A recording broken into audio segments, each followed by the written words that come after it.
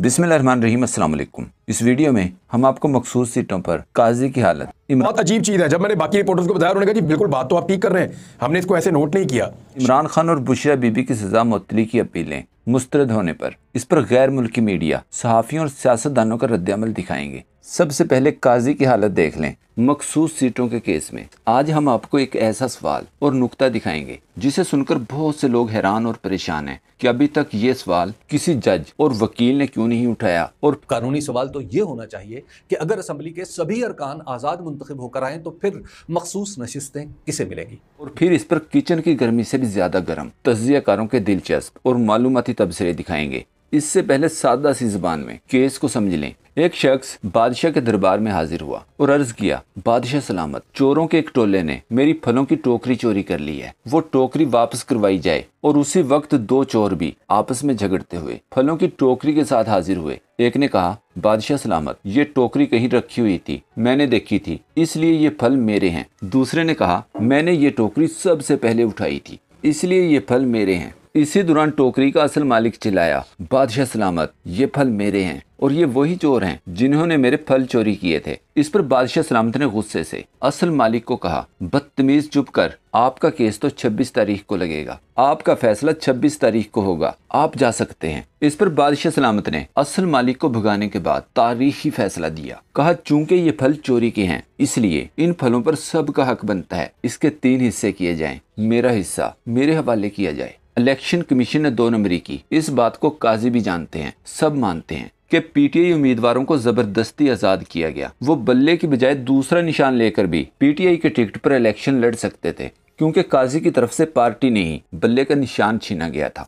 Election commission की इस वारदात के खिलाफ दरख्वास्त काजी के पास बहुत दिनों से पड़ी है, लेकिन वो केस बाद में सुना जाएगा। मतलब उस वक्त तक फलों का रस निचोड़ लिया जाएगा और पीटीआई के पास बचेंगी सिर्फ गुठलियां। अब काजी के रिमार्क्स का मतलब कुछ ये बनता है कि चूंकि सुन्नी इत्तेहाद कौंसिल ने इलेक्शन नहीं लड़ा, न उम्मीदवारों की लिस्ट जमा करवाई, इसलिए पीटीआई के आजाद उम्मीदवार सुन्नी इत्तेहाद कौंसिल में शामिल नहीं हो सकते थे। इस पर सवालात उठाए गए कि 2018 में बाप पार्टी ने केपी में ना इलेक्शन लड़ा था, ना ही लिस्ट जमा करवाई थी, 3 आजाद अरकान शामिल हुए थे, तो फिर उस वक्त इलेक्शन कमीशन की तरफ से कानून पर अमल करते हुए उस पार्टी को एक मखसूस नशिस्त क्यों दी गई थी। जबकि हामिद रजा ने कहा, मैंने टिकट सुन्नी इत्तेहाद कौंसिल का भी जमा करवाया था, लेकिन मुझे आजाद कर दिया गया, सुन्नी इत्तेहाद कौंसिल को इलेक्शन लड़ने ही नहीं दिया गया। काजी ने कहा, इस केस का फैसला भी बाद में किया जाएगा, पहले फैसला ये किया जाएगा कि सीटें किस किस को बांटी जाएं। मतलब जिसने आपके फल चोरी किए उनका फैसला फिर कभी सही, पहले चोरों में ये फल बांटे जाएंगे। ये बात एक अनपढ़ और आम बंदा भी जानता है कि हर पार्टी की मखसूस नशिस्तें इसी हिसाब से बनती हैं,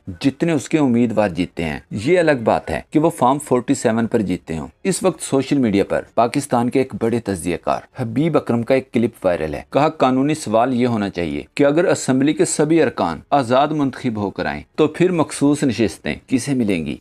कानूनी सवाल तो ये होना चाहिए कि अगर असम्बली के सभी अरकान आज़ाद मुंतखब होकर आएँ तो फिर मखसूस नशिस्तें किसे मिलेंगी। ये सवाल दस्तूर की असास में भी पेवस्त है।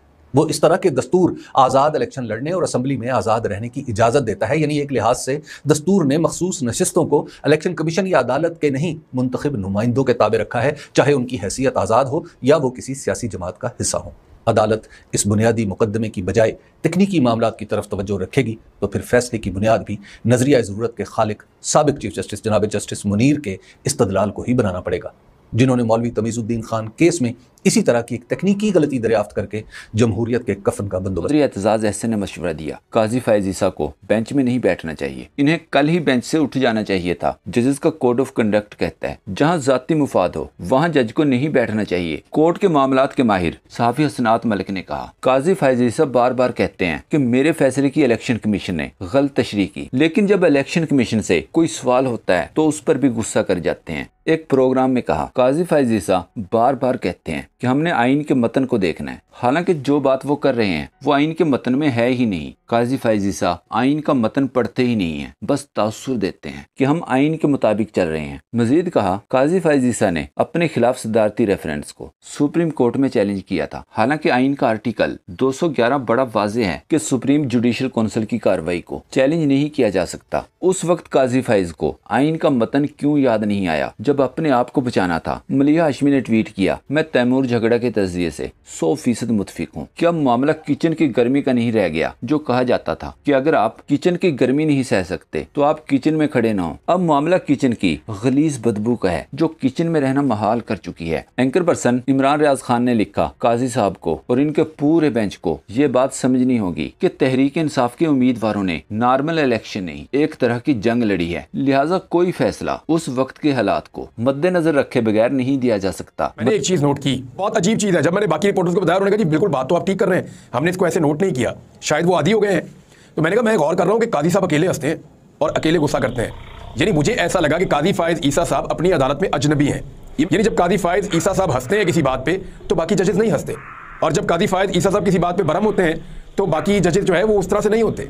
कि हंसने को मैं बातों का ऐसे समझता हूँ कि वो किसी चीज को टाल रहे हैं या आगे बढ़ना चाहते हैं, इसलिए वो हंसी का सहारा लेते हैं। मतीउल्लाह जान का बयान देखें। कहा, चीफ जस्टिस काजी फैज ईसा पुरअज़म नजर आते हैं कि वो न सिर्फ पीटीआई को इनके हिस्से की मखसूस नशिस्तें नहीं देंगे, बल्कि ये नशिस्तें माले गनीमत की तरह नून लीग पीपल्स पार्टी और MQM में बांट देंगे। शौकत बसरा ने लिखा, चीफ जस्टिस काजी फैज ईसा ने न सिर्फ पाकिस्तान तहरीक इंसाफ से बल्ले का निशान छीना है, बल्कि मज़ीद हैं कि मखसूस नशिस्तों का केस सुनने वाले बेंच से अलग नहीं होंगे। ये तो फिर पीटीआई को सीटें ना देने वाली बात हुई। मलिहा हाशमी ने कहा, जैसे बल्ला छीनने वाला फैसला काजी साहब की छेड़ बन चुका है, वैसे ही अब आलमी सतह पर फार्म 47 की जालसाजी मौजूदा जाली हुकूमत की छेड़ बन चुकी है। अब ये मामला बैन अल-अक़वामी सतह पर इनको चैन से नहीं घूमने फिरने देगा। जहाँ जाएंगे जालसाजी पर सवाल होंगे। अजहर मशवानी ने लिखा, हमने ये जरूर सुना था कि कानून अंधा होता है, लेकिन जजेस के बारे में ऐसा कोई मुहावरा नहीं बना। फिर काजी साहब को 3 साल में 3 इंट्रा पार्टी इलेक्शन क्यों नजर नहीं आते? बार बार गलत बयानी क्यों करते हैं कि इंट्रा पार्टी इलेक्शन नहीं हुए? इरशाद भट्टी ने कहा, 76 साल तारीख में पहली बार ऐसा हुआ था। मुल्क की सबसे बड़ी सियासी जमात से इलेक्शन से पहले इंतखाबी निशान छीना गया।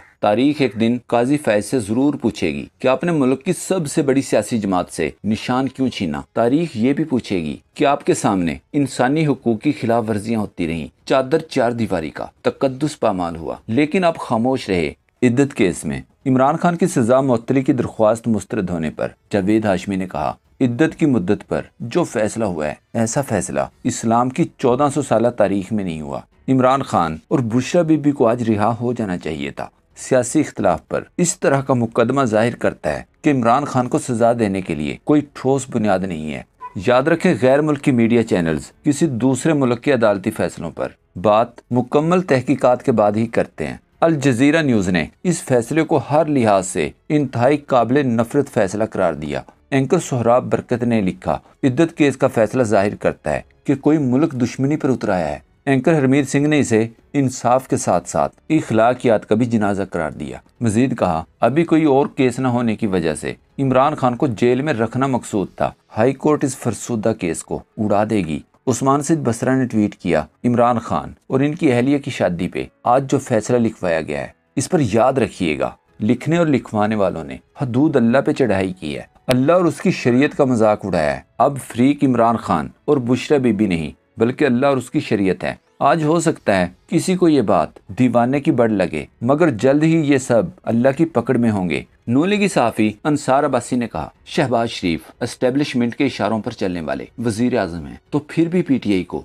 वजीर आजम की मुज़ाकरात की दावत कबूल कर लेनी चाहिए। शहबाज हुकूमत के साथ मुज़ाकरात को बिला वास्ता एस्टेब्लिशमेंट के साथ मुज़ाकरात समझा जा सकता है। इस पर खातून एंकर समीना पाशा ने लिखा, मतलब शहबाज शरीफ को कर्नल शहबाज शरीफ समझकर बात कर ली जाए। अजमल जामी ने कहा, शहबाज तो कहता था सुकूते ढाका का ट्वीट करने वालों से कोई मुज़ाकरात नहीं होंगे, तो अचानक खान को मुज़ाकरात की पेशकश करना खुशामद करने से यकीन हो गया है कि इमरान खान इनके लिए मजबूरी बन गया है। इस मुल्क में सियासी इस्तेहकाम इनके बगैर नहीं आ सकता।